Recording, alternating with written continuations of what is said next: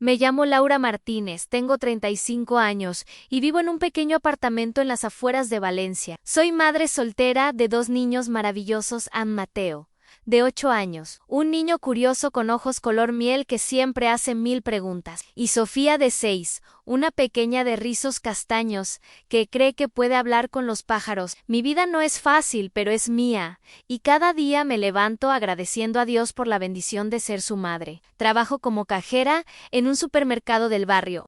El sueldo apenas alcanza para cubrir el alquiler, la comida y los uniformes escolares, pero nunca me he quejado. Bueno, casi nunca. Hay noches en las que, después de acostar a los niños, me siento en la pequeña terraza de mi apartamento. Miro las estrellas sobre Valencia y le pregunto a Dios, ¿por qué la vida tiene que ser tan difícil? Pero siempre termino esas conversaciones susurrando un gracias, porque a pesar de todo, no estamos solos. Mi hermana Cristina es todo lo que yo no soy.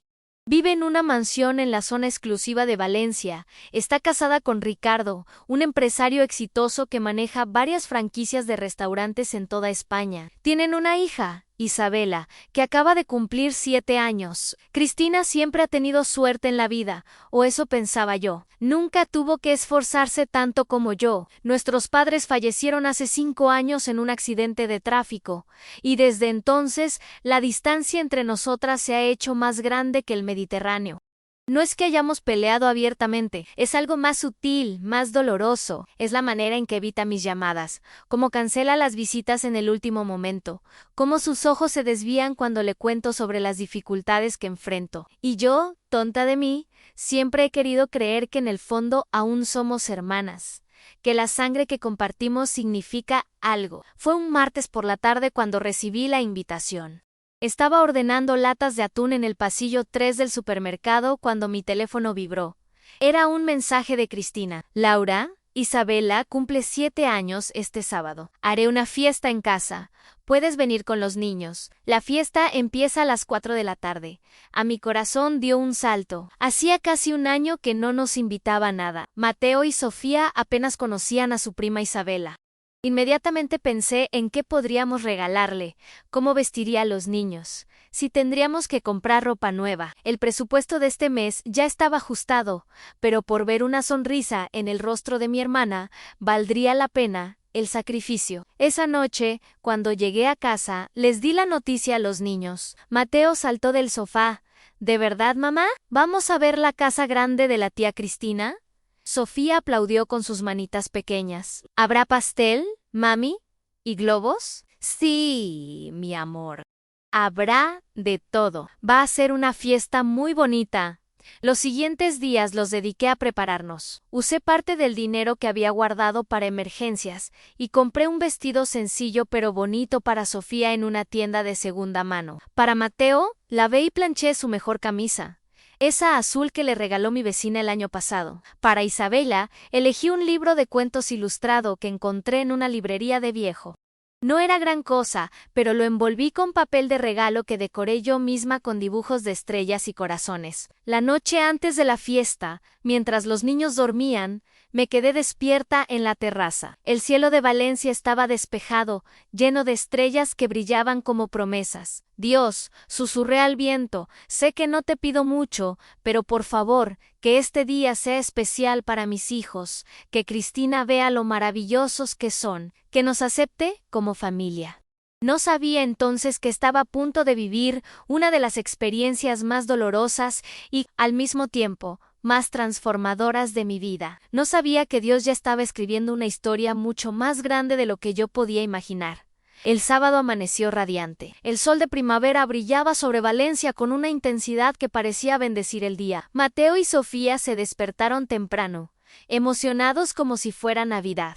Los bañé, los vestí con cuidado, peiné los rizos de Sofía con una cinta rosa que había guardado para una ocasión especial. Yo me puse mi único vestido presentable, uno color beige que había comprado para la boda de una amiga hace 3 años. Me maquillé ligeramente, intentando ocultar las ojeras de las noches sin dormir, las marcas que deja la preocupación constante por llegar a fin de mes. Tomamos 2 autobuses para llegar a la zona donde vive Cristina. Mateo miraba por la ventana con los ojos muy abiertos, señalando las casas cada vez más grandes, los jardines perfectamente cuidados, los coches brillantes estacionados en las entradas. «Mamá, ¿la gente que vive aquí es rica?», preguntó con esa inocencia que solo tienen los niños. «Algunos sí, cariño, pero recuerda, el dinero no hace a las personas mejores o peores. Lo que importa es el corazón». Anne Sofía, aferrada a mi mano, susurró: «Tengo un poquito de miedo, mami». Me arrodillé frente a ella en la parada del autobús, tomé su carita entre mis manos. «No hay nada que temer, mi amor. Vamos a ver a tu prima Isabela, a tu tía Cristina. Somos familia. Todo va a estar bien». Ojalá hubiera sabido cuán equivocada estaba. Llegamos a la mansión de Cristina a las 4 en punto. La puerta de hierro forjado estaba abierta, y desde la calle se podía ver el jardín transformado en un país de ensueño. Había carpas blancas decoradas con telas de colores pastel, mesas con manteles de lino, centros de mesa con flores frescas, que seguramente costaban más que mi alquiler mensual. Un castillo inflable gigante dominaba un lado del jardín, y junto a él había un puesto de algodón de azúcar, otro de helados artesanales, y una mesa enorme cargada con dulces importados. Mateo y Sofía se quedaron boquiabiertos. ¡Wow! Fue todo lo que Mateo pudo decir. Había al menos 50 niños corriendo por el jardín, todos vestidos con ropa de diseñador. Las niñas con vestidos que parecían sacados de una revista de moda infantil, los niños con trajes en miniatura. Los padres socializaban en grupos, sosteniendo copas de champán, riendo con esa risa ligera que tienen las personas que nunca se han preocupado por pagar una factura de luz. Y entonces la vi. Cristina estaba en el centro de todo, radiante con un vestido blanco de diseñador, su cabello perfectamente peinado en ondas suaves, sus joyas brillando bajo el sol. Estaba hablando con un grupo de mujeres igualmente elegantes, gesticulando con entusiasmo mientras contaba alguna anécdota. Caminé hacia ella, sosteniendo las manos de mis hijos, sintiendo cada vez más fuera de lugar con cada paso. Algunas personas nos miraron de reojo. Una mujer le susurró algo a su acompañante, y ambas me observaron de pies a cabeza antes de volver a su conversación. «Cristina», la llamé cuando estuve lo suficientemente cerca. Mi hermana se giró, y por un momento, solo un brevísimo momento, vi algo en sus ojos. Incomodidad, arrepentimiento, pero la expresión desapareció tan rápido como llegó, reemplazada por una sonrisa tensa. «Laura, llegaron». «¿Qué? Bien». Su voz sonaba cordial, pero fría, como si estuviera saludando a una conocida lejana y no a su hermana. Sus ojos se posaron en Mateo y Sofía, y noté cómo su sonrisa se hizo aún más rígida. «Hola, niños». «Hola, tía Cristina», dijo Mateo con timidez. «Feliz cumpleaños». A Isabela. Anne Sofía se escondió detrás de mí, intimidada por toda la opulencia y las miradas curiosas de los otros niños. «Trajimos un regalo para Isabela», dije, extendiendo el paquete envuelto con amor. «Espero que le guste». Cristina tomó el regalo sin mirarlo realmente, sin el más mínimo interés en su mirada. «¿Qué detalle? Lo pondré con los demás». Señaló hacia una mesa lateral, donde había una montaña de regalos envueltos en papel brillante con lazos elaborados. Nuestro humilde paquete se vería patético allí. «¿Dónde está Isabela?», pregunté, intentando mantener la conversación. «Los niños están ansiosos por verla». Cristina miró alrededor vagamente. «¿Está por ahí, jugando con sus amigos? ¿Pueden? Bueno, hay comida y bebidas en las mesas. Sírvanse lo que quieran», y con eso se dio la vuelta y volvió a su grupo de amigas, dejándonos parados allí como muebles olvidados. Respiré profundo, sintiendo un nudo en la garganta, pero decidida a no arruinar el día para mis hijos. «Vamos, niños, ¿quieren algodón de azúcar?». Mientras caminábamos hacia el puesto de golosinas, escuché fragmentos de conversaciones a nuestro alrededor. «¿Quiénes son esos?», preguntó una mujer con un sombrero ridículamente grande. «Creo que son familia de Cristina», respondió otra. «Pobres, se nota que no están acostumbrados a este tipo de eventos». Apreté los dientes, pero seguí caminando. Mateo y Sofía se llenaron de alegría al probar el algodón de azúcar, sus rostros iluminándose con cada bocado dulce. Eso era lo que importaba. Ellos eran felices, pero entonces vi a Isabela. Estaba junto al castillo inflable, rodeada de un grupo de niñas que parecían su séquito personal. Isabela era una niña bonita, con el cabello rubio de su padre y los ojos verdes de mi hermana. Llevaba un vestido rosa con capas de tul que probablemente costaba más que mi salario mensual y una corona de flores frescas en la cabeza. Mateo, en su inocencia, corrió hacia ella. «Prima Isabela, feliz cumpleaños». Isabela lo miró de arriba abajo con una expresión que me heló la sangre. Era la misma expresión que había visto en el rostro de Cristina minutos antes, pero multiplicada por la crueldad descarada que solo los niños pueden mostrar. «¿Quién eres tú?», preguntó con desdén. «Soy Mateo, tu primo. Y ella es Sofía, mi hermanita. Somos familia». Una de las niñas que rodeaba a Isabela se rió. «Isabela, ¿esta es tu familia? ¿Los de la ropa vieja?». Me acerqué rápidamente, sintiendo cómo la rabia comenzaba a hervir en mi pecho, pero antes de que pudiera decir algo, Isabel habló. «No son mi familia de verdad. Mi mamá los invitó porque le dio pena. Miren cómo van vestidos, parecen pobres».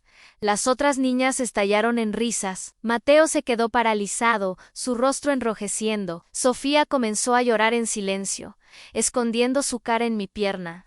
«Isabela», dije con voz temblorosa pero firme, «no hables así de tus primos. Somos tu familia». A la niña me miró con descaro. «Mi mamá dice que la familia de verdad es la que tiene clase. Ustedes no tienen clase». Y entonces, como si el universo quisiera confirmar mi peor pesadilla, Cristina apareció. Pero no vino a defender a mis hijos, no vino a regañar a su hija por su crueldad. Vino a alejar a Isabela de nosotros. «Isabela, cariño, ven, tus amigas del club te están buscando». Tomó a su hija de la mano y me lanzó una mirada rápida. Una mirada que decía claramente: «No hagas una escena, Cristina». La llamé, mi voz quebrándose. «Tu hija acaba de humillar a mis niños». Mi hermana se detuvo pero no se giró completamente. «Laura, los niños son niños. No le des importancia. Disfruten de la fiesta». Y se alejó, llevándose a Isabela con ella. Me quedé allí, con Mateo de pie frente a mí, con lágrimas contenidas en los ojos, y Sofía sollozando contra mi vestido.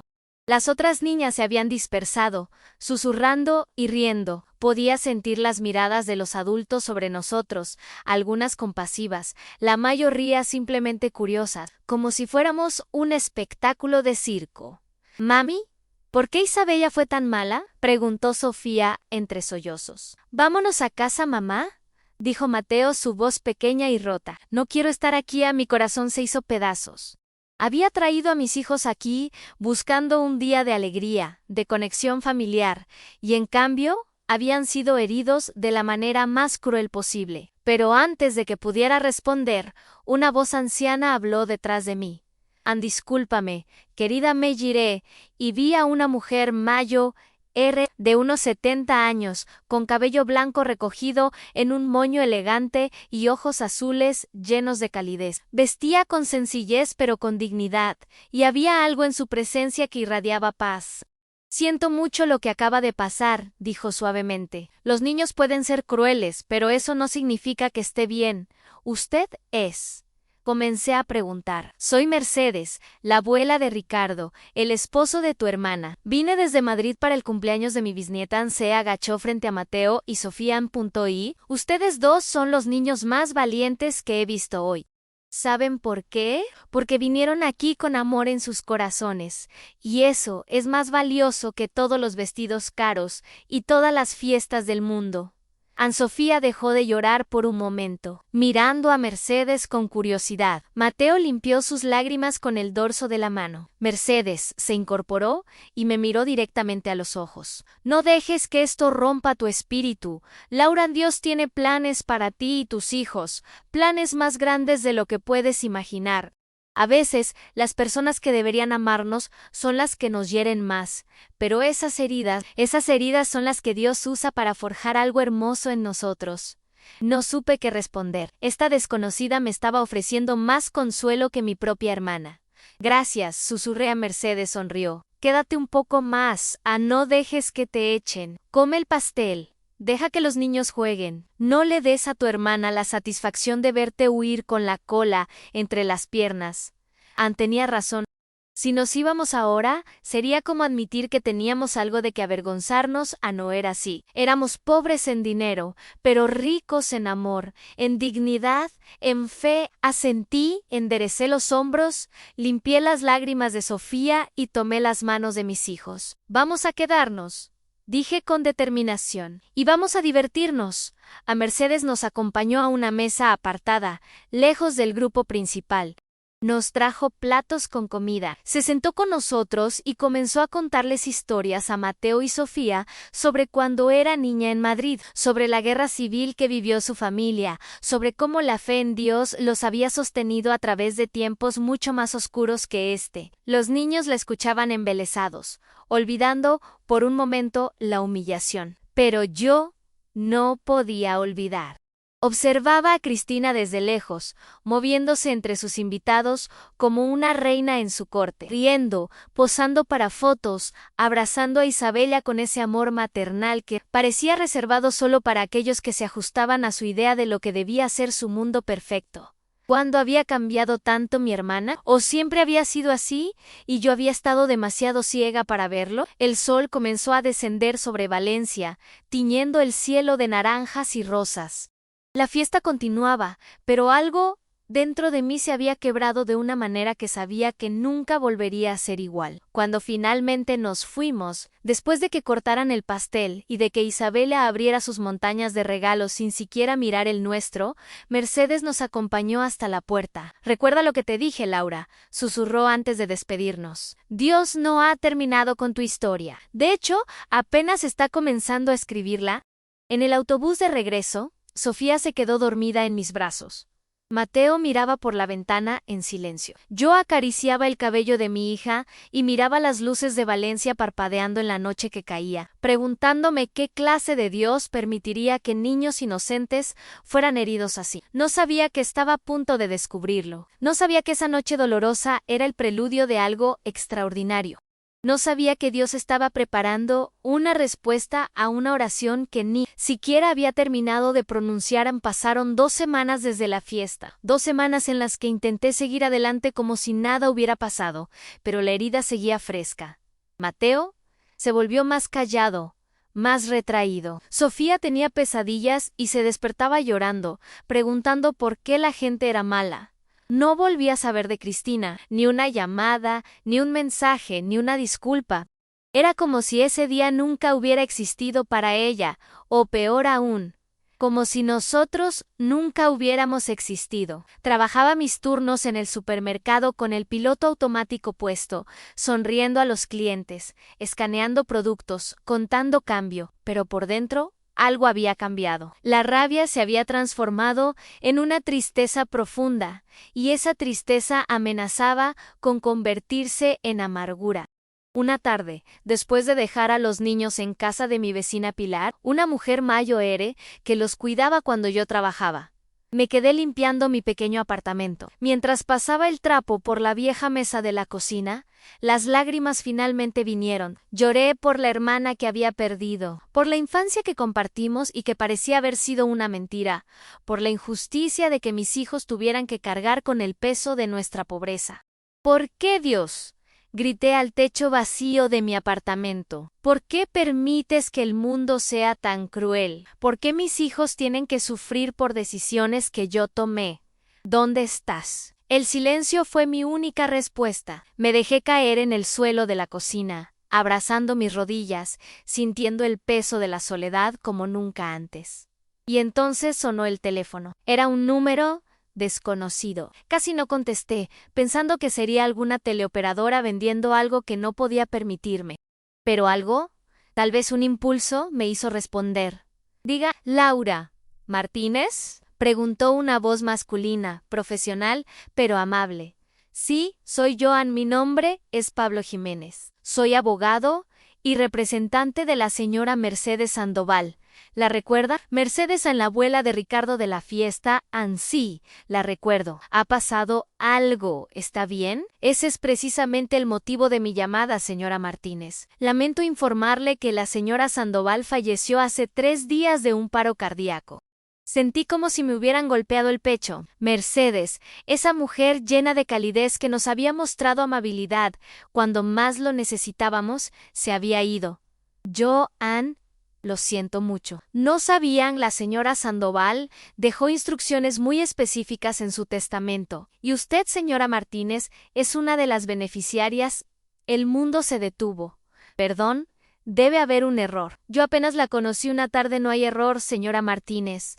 La señora Sandoval modificó su testamento 2 días después del cumpleaños de su bisnieta Isabela. En él, especifica que usted y sus 2 hijos, Mateo y Sofía, deben recibir una parte considerable de su herencia. Necesito que venga a mi oficina en Madrid para discutir los detalles y firmar los documentos necesarios. En mis manos temblaban tanto que casi dejé caer el teléfono. Esto no puede ser real. ¿Por qué haría algo así por nosotros? La señora Sandoval incluyó una carta para usted que responde esa pregunta. Pero puedo adelantarle que, según sus palabras textuales, vi en Laura y sus hijos un recordatorio de lo que realmente importa en esta vida. Y quiero asegurarme de que tengan la oportunidad que merecen. Después de colgar, me quedé sentada en el suelo de la cocina durante lo que parecieron horas, procesando lo que acababa de escuchar. Una herencia de una mujer que apenas conocí. ¿Era esto real o algún tipo de broma cruel? Pero no era broma. Una semana después, estaba sentada en una elegante oficina en Madrid, con vistas al Paseo de la Castellana, firmando documentos que cambiaban mi vida para siempre. Mercedes Sandoval, una mujer que había amasado una fortuna considerable a través de inversiones inteligentes hechas décadas atrás, había decidido dejar a mis hijos y a mí 250.000 euros, además de una pequeña propiedad en las afueras de Valencia, una casa con 3 habitaciones y un jardín. Mientras el abogado explicaba los detalles, yo solo podía pensar en las palabras de Mercedes en la fiesta. En la fiesta, Dios tiene planes para ti y tus hijos, planes más grandes de lo que puedes imaginar. También había una carta, escrita con la letra temblorosa, pero firme de Mercedes. La leí allí mismo, con lágrimas corriendo por mis mejillas. Querida Laura, si estás leyendo esto, significa que mi corazón finalmente se rindió, y estoy en casa con mi Padre Celestial. No llores por mí. He vivido una vida plena, llena de amor y propósito, pero quiero que sepas algo, Ann, ese día, en la fiesta de Isabella, cuando vi cómo tu hermana y su hija trataron a tus niños. Vi algo más. Vi a una madre dispuesta a tragarse su orgullo y su dolor con tal de que sus hijos tuvieran un momento de alegría. Vi a una mujer que, a pesar de tener tan poco, se había vestido lo mejor que pudo, había comprado un regalo con amor y había llegado con una sonrisa.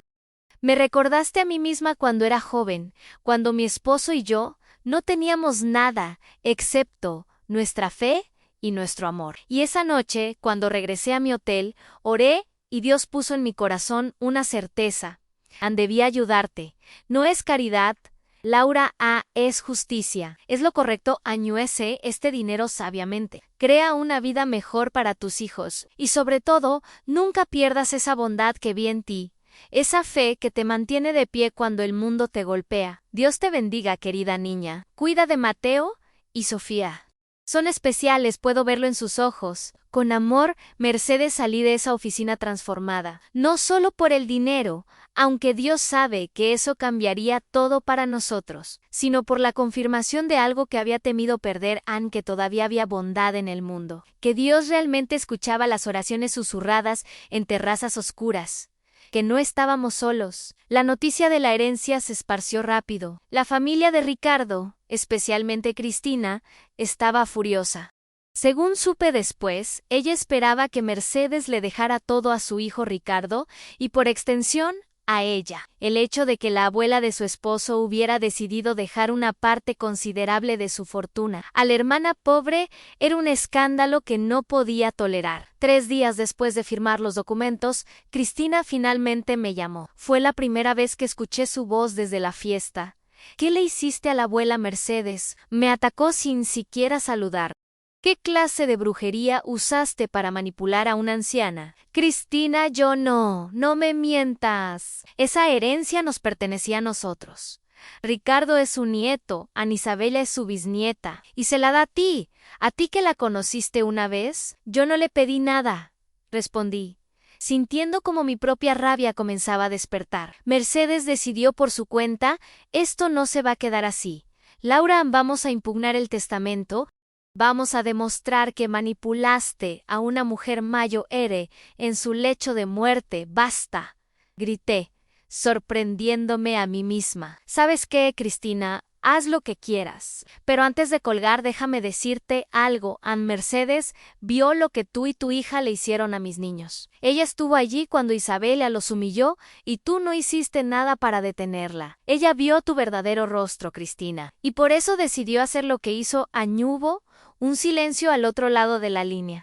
Mis hijos son tus sobrinos, continué, mi voz temblando pero firme. Mateo y Sofía te miraban con amor, con admiración, deseando tener una relación con su tía, con su prima. Y ustedes los trataron como si fueran basura, porque no tienen ropa de diseñador, porque somos pobres. Bueno, ¿sabes qué? Ya no somos pobres, pero eso no nos hace mejores personas. Lo que nos hace mejores es cómo tratamos a los demás, especialmente a aquellos que no pueden darnos nada a cambio.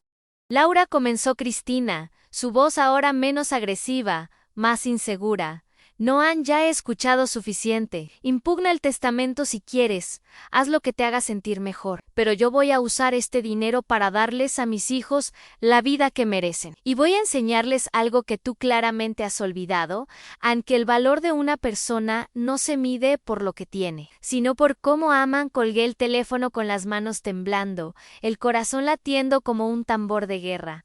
Esa noche, reuní a Mateo y Sofía en el sofá de nuestra pequeña sala. Era hora de decirles la verdad. Niños, ¿recuerdan a la señora Mercedes de la fiesta? Sofía asintió. La abuela amable Ann, sí, mi amor. La abuela amable Ann, bueno.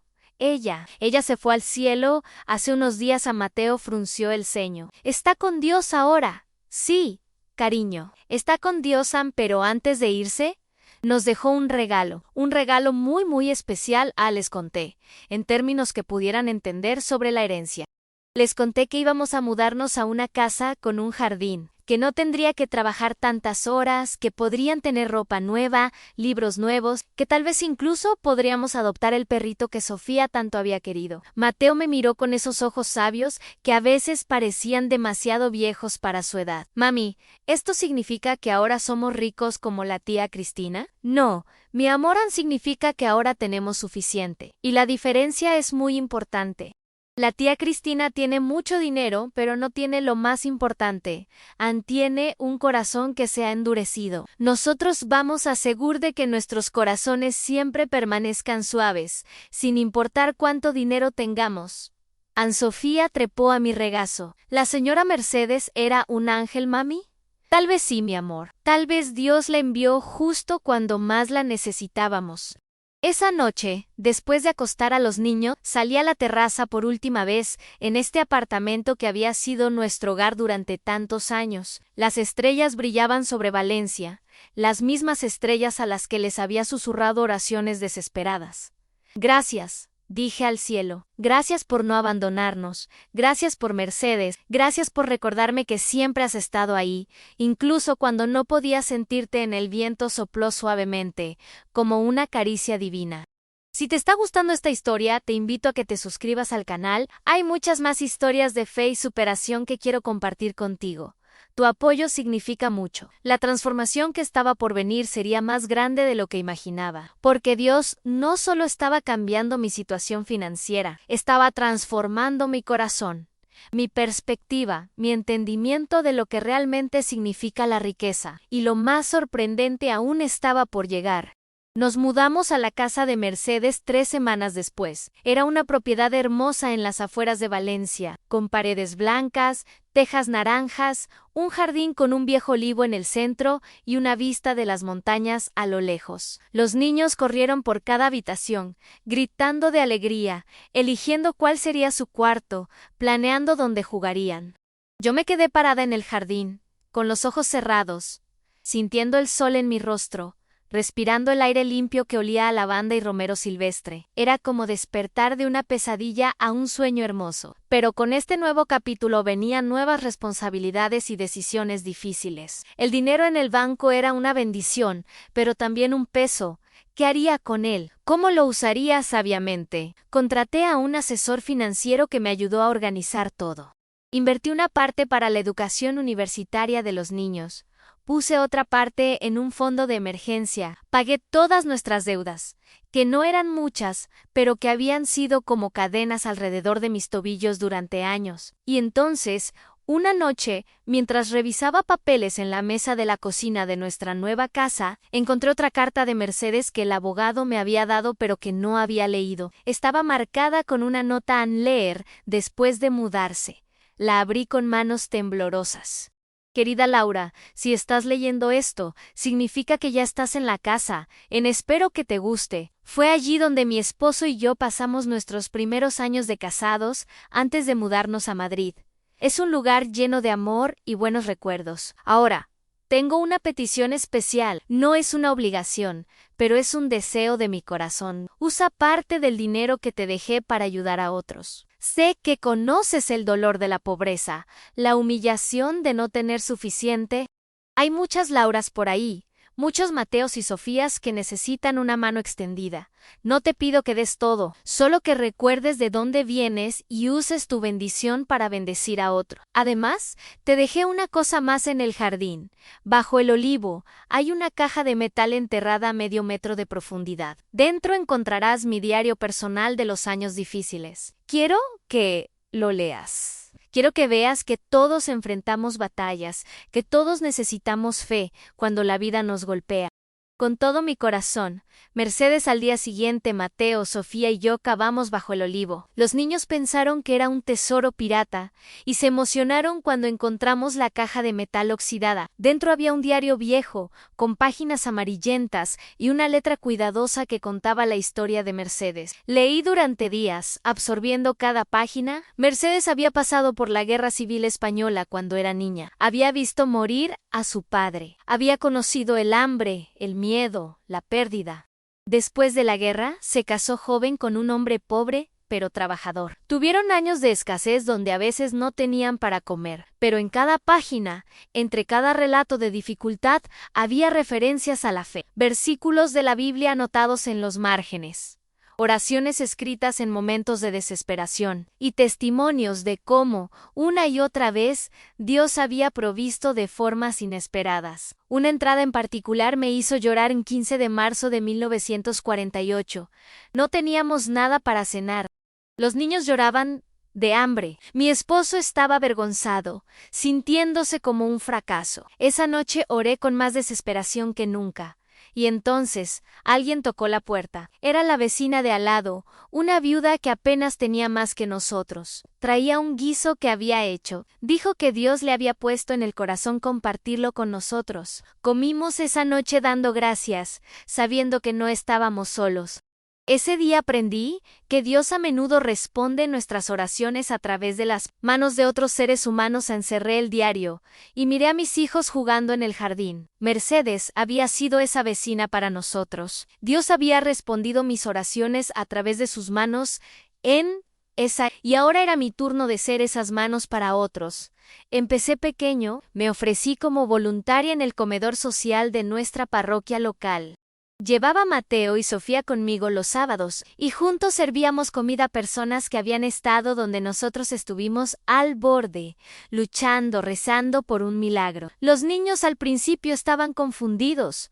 «Mami, ¿por qué ayudamos a esta gente?», preguntó Mateo un día mientras repartíamos pan, porque hace poco nosotros éramos esa gente, cariño, y alguien nos ayudó. Ahora nos toca devolver esa bendición. Sofía, con su corazón tierno, comenzó a hacer dibujos para los niños que venían al comedor. Les regalaba sus obras de arte, y sus rostros se iluminaban como si les hubiera dado oro. Pero sentía que tenía que hacer más una noche, durante la oración antes de dormir con los niños. Pedí a Dios que me mostrara cómo usar la bendición que había recibido para hacer una diferencia real. La respuesta vino de una manera inesperada. «Pilar, mi antigua vecina que cuidaba a los niños, me llamó una tarde. Su voz sonaba agitada. Laura, ¿recuerdas a Rosa, la que vivía en el segundo piso de tu antiguo edificio? Sí, la madre soltera con 3 hijos, Anne, está a punto de ser desahuciada. Perdió su trabajo hace 2 meses. No puede pagar el alquiler. Van a echarla a la calle con los niños la próxima semana. A mi corazón se aceleró. Rosa había sido amable conmigo durante los años difíciles. Una vez, cuando Sofía estaba enferma y yo no tenía dinero para el médico, Rosa me había prestado 50 euros sin preguntas. Dile que no se preocupe, dije inmediatamente. Yo me encargaré del alquiler, Ann Laura. Son 3 meses de atraso. Es mucho dinero. No importa, dile que lo pagaré. Pagué la deuda de Rosa y además le busqué un trabajo en una tienda de ropa donde la dueña era cliente del supermercado donde yo había trabajado. No fue caridad, fue justicia, fue amor en acción. Y así empezó. Una persona a la vez, una necesidad a la vez, usé parte del dinero de Mercedes para ayudar. Pagué operaciones médicas para personas sin seguro. Compré uniformes escolares para niños cuyos padres no podían permitírselo. Ayudé a una familia a evitar perder su negocio pequeño. Nunca lo hice con bombo y platillo. Nunca busqué reconocimiento. Lo hacía en secreto, recordando las palabras de Jesús sobre no dejar que la mano izquierda sepa lo que hace la derecha. Pero mientras ayudaba a otros, algo extraordinario sucedía en mí. La amargura que había sentido hacia Cristina comenzó a disolverse, no porque ella cambiara, sino porque yo lo hice. Empecé a orar por ella, por Isabela, por Ricardo, oraciones sinceras, pidiéndole a Dios que tocara sus corazones, que les mostrara lo que realmente importaba en la vida. Los niños también cambiaron. Mateo se volvió más compasivo, siempre el primero en notar cuando alguien necesitaba ayuda. Sofía comenzó a hacer tarjetas de ánimo para personas enfermas en el hospital. Una tarde, 6 meses después de mudarnos, estábamos cenando en nuestra mesa cuando Mateo hizo una pregunta que me dejó sin palabras. Mami, ¿crees que la tía Cristina es feliz? Lo miré sorprendida. ¿Por qué preguntas eso? Porque ella tiene una casa grande y muchas cosas bonitas, pero el día de la fiesta, cuando nos trató mal, no parecía feliz. Parecía, no sabían cómo vacía por dentro. Sofía sintió. Como la bruja de mi cuento, que tenía un castillo, pero no tenía amigos, tomé las manos de mis 2 hijos sobre la mesa. Eso es porque las cosas materiales nunca pueden llenar el vacío del alma. Solo el amor puede hacer eso. Solo Dios puede hacer eso. ¿Deberíamos orar por ella? Preguntó Sofía con inocencia. Sí, mi amor, deberíamos. Y esa noche lo hicimos. Oramos por Cristina, por su familia, pidiendo que Dios abriera sus ojos a lo que realmente importaba. No sabía entonces que Dios ya estaba trabajando, que estaba preparando una confrontación que cambiaría todo. Mientras tanto, continué mi vida con gratitud en el corazón. Me inscribí en cursos nocturnos para terminar la educación secundaria que había dejado cuando quedé embarazada de Mateo. Soñaba con tal vez algún día estudiar trabajo social para poder ayudar a otros de manera más sistemática. Los días se convirtieron en semanas, las semanas en meses. La casa bajo el olivo se llenó de risas, de comidas compartidas, de noches de juegos de mesa, de oraciones antes de dormir. Era una vida simple pero rica en las cosas que realmente importaban. Y entonces, cuando menos lo esperaba, cuando había encontrado paz en mi nueva vida, el teléfono sonó con un número que no había visto en meses. Cristina, mi dedo, dudó sobre el botón de responder. Parte de mí quería ignorarla, proteger la paz que había construido. Pero algo, tal vez el Espíritu Santo, me instó a contestar. Diga. Laura, la voz de mi hermana sonaba diferente, tan vulnerable. Laura, necesito hablar contigo. Por favor. Y así, el siguiente capítulo de nuestra historia estaba a punto de desplegarse de maneras que ninguna de las dos podía anticipar. Acordamos encontrarnos en un café neutral en el centro de Valencia. No quería que viniera a mi casa, a mi santuario. No estaba lista para eso todavía. Llegué temprano y la vi entrar. Cristina se veía diferente. Seguía siendo hermosa. Seguía vistiendo ropa cara, pero había algo en sus ojos, en la manera en que caminaba que había cambiado. Parecían cansada. Derrotada se sentó frente a mí, sin decir palabra por un momento, simplemente mirándose las manos sobre la mesa. Gracias por venir, dijo finalmente, su voz apenas un susurro. Dijiste que necesitabas hablar. Aquí estoy. Respiró profundo, como reuniendo coraje. Ricardo me dejó. Las palabras cayeron entre nosotras como una bomba. Parpadeé, procesando la información. ¿Qué? Se fue hace 2 semanas. Conoció a otra mujer. Más joven, por supuesto. Se rió amargamente. Resulta que mi vida perfecta no era tan perfecta. Después de todo, no supe qué decir. Parte de mí quería sentir satisfacción, una validación de que el karma finalmente había alcanzado a mi hermana. Pero mirando su rostro quebrado, solo sentí compasión. Lo siento, dije sinceramente. No lo sientas. Me lo merezco. Levantó la vista, sus ojos enrojecidos. Todo lo que he construido era una mentira. Laura en el matrimonio perfecto, la vida perfecta. Todo era una fachada. Ricardo llevaba años teniendo aventuras. Yo lo sabía, pero lo ignoraba porque era más cómodo vivir en la mentira que enfrentar la verdad en Cristina. No. Déjame terminar. Necesito decir esto. Las lágrimas comenzaron a caer por sus mejillas. Ese día, en la fiesta de Isabela, cuando te vi con tus hijos, sentí algo horrible dentro de mí, en envidia en Hiram, porque a pesar de que tú tenías tan poco, tenías algo que yo nunca tuve en amor real. Tus hijos te miraban con adoración pura, te amaban incondicionalmente. Isabela me ve como una proveedora de cosas, no como una madre. Sus palabras me golpearon el corazón. Cristina, eso no es cierto. Sí lo es. Y es mi culpa. Le he enseñado que el valor de las personas se mide por lo que tienen, por cómo se ven. Le he enseñado a ser cruel, a ser superficial. Y ahora que Ricardo se fue, ahora que el dinero se está acabando, porque él se llevó la mayoría de los activos, Isabela me culpa, me grita que soy una fracasada, que ya no podemos mantener nuestro estilo de vida. Tiene 7 años, y me dice esas cosas. Estaba llorando abiertamente ahora. Y los otros clientes del café nos miraban con curiosidad. He arruinado a mi hija, sollozó, y he arruinado nuestra relación. Traté horriblemente a tus niños, a ti, y todo porque tenía miedo. ¿Miedo de qué? Miedo de que si te dejaba entrar, si dejaba que mis amigos, que Ricardo, vieran que mi hermana era pobre, me juzgarían, pensarían menos de mí. Tenía miedo de no ser suficiente. Así que construí estos muros de riqueza y arrogancia para protegerme. Y al final, esos muros me dejaron completamente sola. Extendí mi mano a través de la mesa y tomé la suya. Estaba temblando. Cristina, mírame. Levantó sus ojos llorosos. Dios puede cambiar esto. Dios puede reparar lo que está roto, pero tienes que rendirte a Él. Tienes que soltar el control, soltar el orgullo y permitirle que te transformen. No sé cómo hacer eso.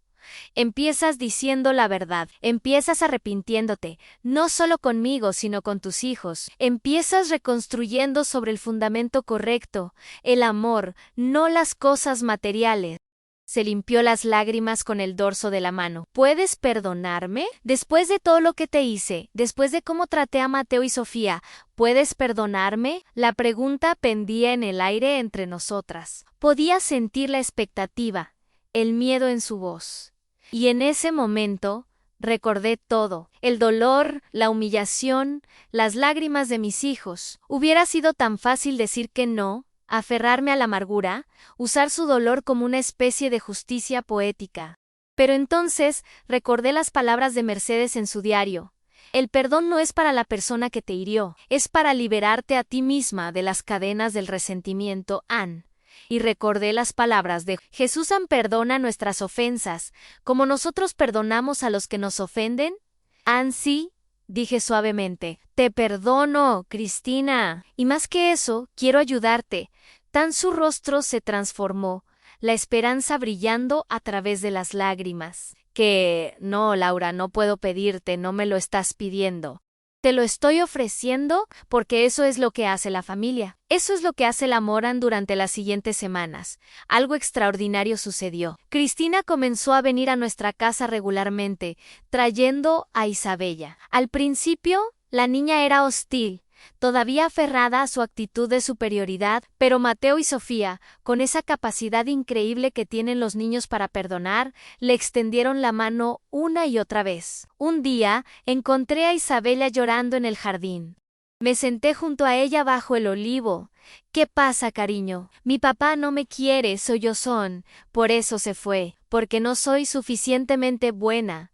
A mi corazón se rompió por ella. Tomé su mano pequeña.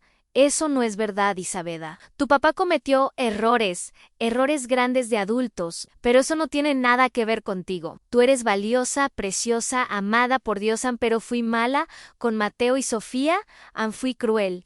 Y ahora no tengo amigos porque todas las niñas de mi escuela solo me querían por mi dinero, y ahora que no lo tengo, ya no me hablan. ¿Sabes qué? Esas no eran amigas reales. Las amigas reales te aman sin importar qué, como Mateo y Sofía, que a pesar de cómo los trataste, están dispuestos a darte otra oportunidad.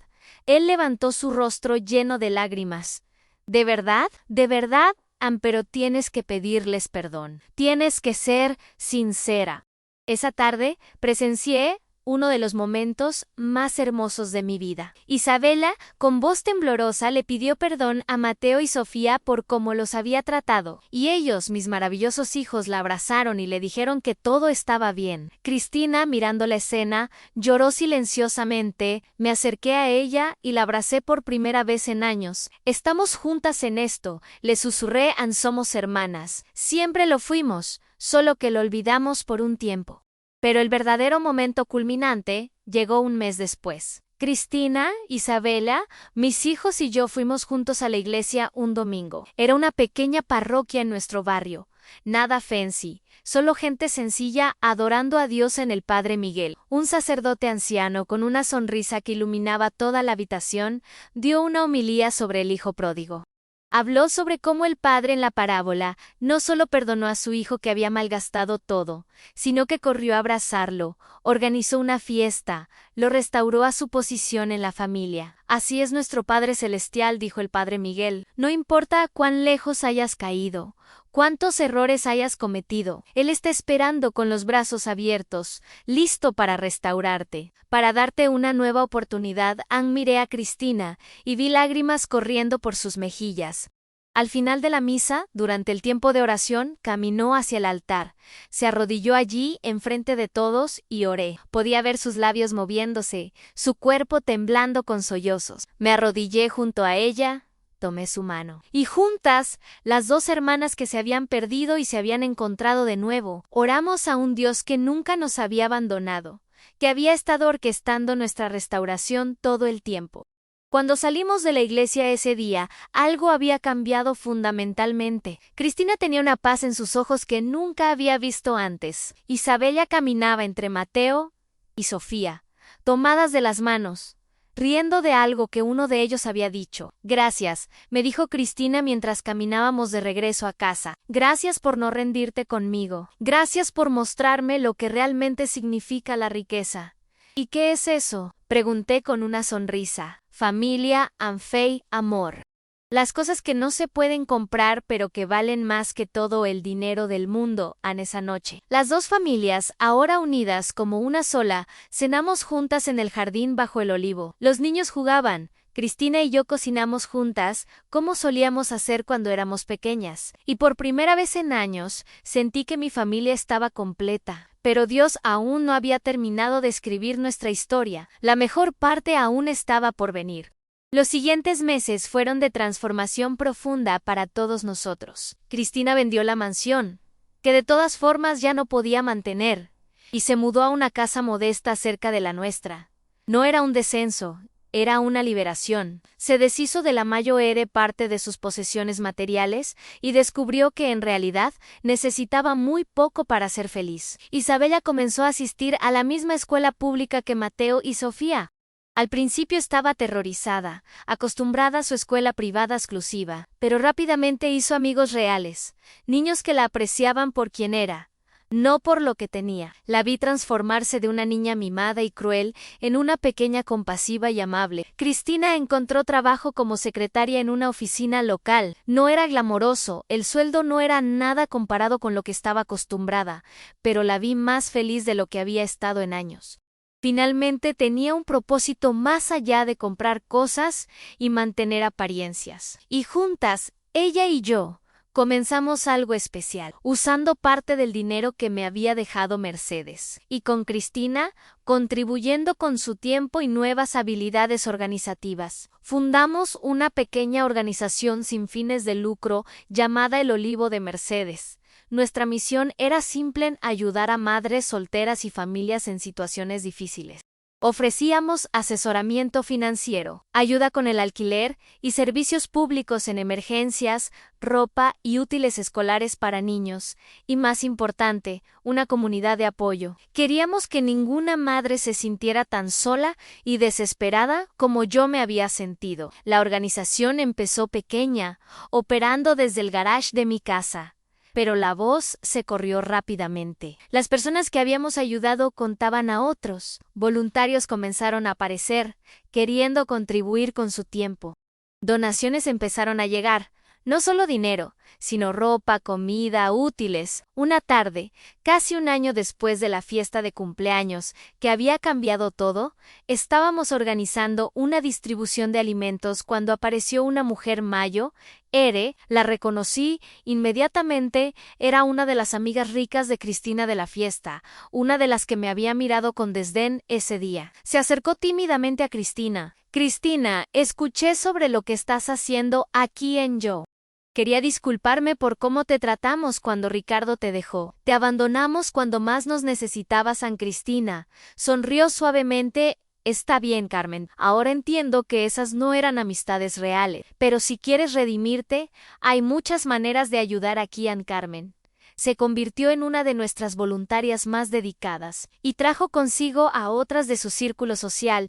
Fue irónico y hermoso ver a estas mujeres adineradas, que una vez habían juzgado, ahora sirviendo humildemente a las personas que antes habrían ignorado. Mateo y Sofía crecieron ante mis ojos. A los 10 años, Mateo decidió que quería ser médico para ayudar a la gente que no puede pagar hospitales caros en Sofía.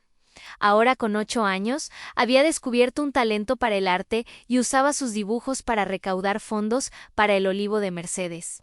Isabella se había convertido en parte de nuestra familia. Ella y mis hijos eran inseparables, verdaderos primos, verdaderos amigos. Ya no quedaba rastro de la niña cruel que había humillado a mis hijos. En su lugar había una joven compasiva que a menudo era la primera en ofrecerse a ayudar en cualquier proyecto. Una noche, 2 años después de todo comenzar, Cristina e Isabella vinieron a cenar. Después de comer, mientras los niños jugaban en el jardín, Cristina y yo nos sentamos bajo el olivo, el lugar que se había convertido en nuestro sitio sagrado de conversación y reflexión. ¿Sabes qué es lo más loco de todo esto?, dijo Cristina, mirando las estrellas que comenzaban a aparecer en el cielo de Valencia. ¿Qué? Que perdí todo lo que pensé que me hacía feliz: en el dinero, el estatus, el matrimonio, la vida lujosa. Y sin embargo, ahora soy más feliz de lo que jamás fui cuando lo tenía todo. Es porque ahora tienes lo que realmente importa. Lo sé, y lo más increíble es que fue necesario perderlo todo para encontrarlo. Si Ricardo no me hubiera dejado, si no hubiera caído tan bajo, nunca habría encontrado mi camino de regreso a ti. Adiós. A lo que es real. Ann tomé su mano. Dios tiene una manera de usar nuestros peores momentos para crear nuestras mejores bendiciones. Mercedes lo sabía, ¿verdad? Ella vio algo en ti ese día en la fiesta, algo que yo estaba demasiado ciega para ver. Ella vio lo que Dios ve en todos nosotros, un potencial para la redención, para la transformación, para ser parte de su plan más grande. En Cristina se rió suavemente. ¿Recuerdas lo furiosa que estaba cuando supe de la herencia? Quería demandarte, destruirte, y ahora miro atrás y veo que Mercedes me hizo el favor más grande de mi vida. Porque al darte esa herencia, al forzar esa confrontación, puso en movimiento todo lo que me llevaría de regreso a lo que realmente importa. Las lágrimas comenzaron a caer por mis mejillas. Ella fue un instrumento de Dios, todos lo fuimos. Incluso Isabela y su crueldad ese día, aunque dolió terriblemente, fue parte del plan para llevarnos a este momento, el tapiz de Dios, murmuró Cristina. El padre Miguel habló de eso en su homilía la semana pasada. Como desde nuestro lado, solo vemos los hilos enredados y feos. Pero Dios está arriba. Viendo el hermoso diseño completo, nos quedamos sentadas en silencio por un momento, escuchando las risas de nuestros hijos, sintiendo la brisa suave de la noche, sintiendo la presencia de algo más grande que nosotras mismas. Te amo, hermanita, dijo Cristina finalmente. Perdí muchos años siendo tonta, pero no voy a perder ni un día más. ¿Ambió? También te amo.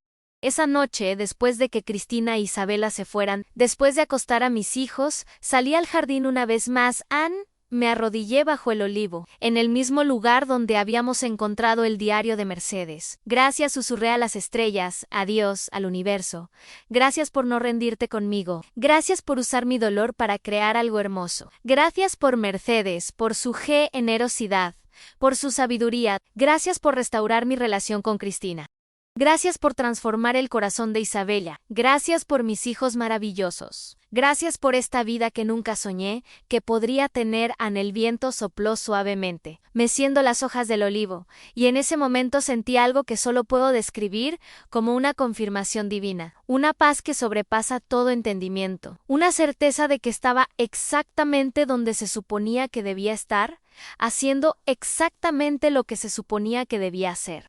La historia que había comenzado con humillación y dolor había sido transformada en una historia de redención, restauración y propósito, pero no porque yo fuera especial o merecedora, sino porque servimos a un Dios que especializa en tomar nuestras cenizas y convertirlas en belleza, nuestras tragedias y convertirlas en testimonios, nuestras heridas y convertirlas en sabiduría. Han pasado 5 años desde aquella fiesta de cumpleaños que cambió todo. Estoy sentada en el mismo jardín, bajo el mismo olivo, pero todo es diferente. Ahora Mateo tiene 13 años y está en la secundaria, todavía soñando con ser médico. Ya está tomando cursos de ciencias avanzadas y hace voluntariado en el hospital local los fines de semana. Sofía, a sus 11 años, ha ganado varios concursos de arte y sus pinturas adornan las paredes de El Olivo de Mercedes, trayendo color y esperanza a todos los que entran. Isabela, ahora con 12 años, es como una tercera hija para mí.